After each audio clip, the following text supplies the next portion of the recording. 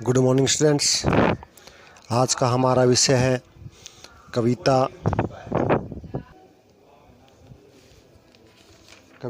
आओ मिलकर बचाएं। पद्यांश नंबर 2। इसमें कवित्री निर्मला पुतुल जी हैं। पद्यांश नंबर 2। ठंडी होती दिनचर्या में जीवन की गर्माहट, मन का हरापन, भोलापन दिल का, अक्खड़पन जुझारूपन भी, भीतर की आग, धनुष की डोरी, तीर का नुकीलापन, कुल्हाड़ी की धार,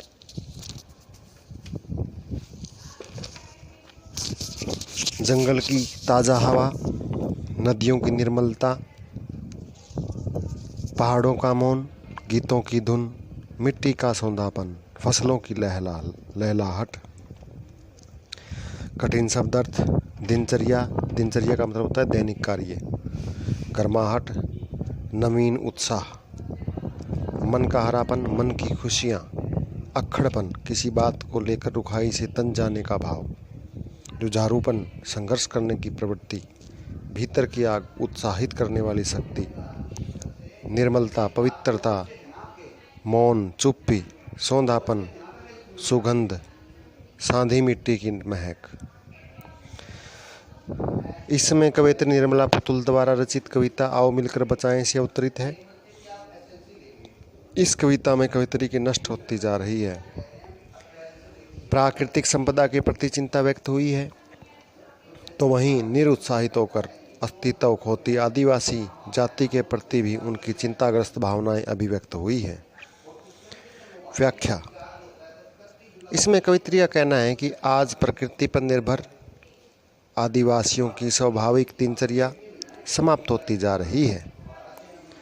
उनके जीवन का उत्साह और मन की खुशियों का अंत होता जा रहा है। हम अपने प्रयासों से विस्थापित होती एक जाति को उनका खोया हुआ उत्साह और मन की खुशियाँ लौटा सकते हैं। हमें उनके मिटते भोलेपन और अक्खड़पन की भावना को बचाए रखना चाहिए। आदिवासी जो अपने किसी भी कार्य की पूर्णता के लिए तन जाने का भाव रखते हैं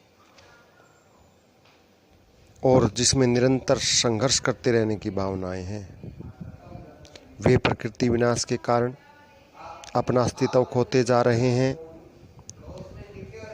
उनके भीतर जलती परिश्रम की आग भी ठंडी पड़ती जा रही है।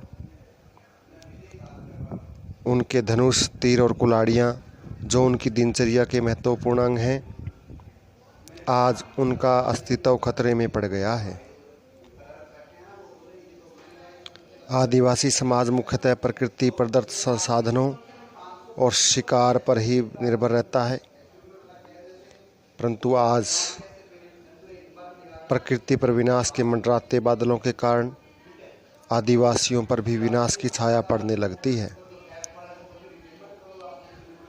हम अपने प्रयासों से उनके धनुष की डोरी, तीरों की तीव्रता और कुल्हाड़ों की धार को मिटाने से बचा सकते हैं। कवित्री मानव जाति को सचेत करते हुए रास्ता भी बता रही है कि विस्थापित होती जाति को बचाने का आधार है हम सर्वप्रथम प्रकृति को बचाएं, हम जंगलों की ताज़ा हवा को प्रदूषण से बचाएं, नदियों के जल की पवित्रता को बनाए रखने का संकल्प लें, पहाड़ों के मौन को बचाने की कोशिश करें, अपनी मिट्टी की खुशबू को बचाने के हर संभव प्रयास करें, लुप्त होती जा रही फसलों की लहलाहट को जीवित रखने की कोशिश करें। तभी आदिवासी समाज की गीतों की धुनें उनमें गूंज पाएंगी। यदि प्रकृति नहीं बचेगी तो इसमें रहने वाली प्रकृति पर आश्रित जातियां भी अपना अस्तित्व खोने पर विवश हो जाएंगी। काव्य सौंदर्य। कवि ने प्रकृति और आदिवासी जनजीवन के संबंध का सफल चित्रांकन किया है। अनुप्रास अलंकार का स्वाभाविक प्रयोग किया गया है। छंदमुक्त कविता है। प्रसाद गुण युक्त शब्दावली सरल एवं सहज है।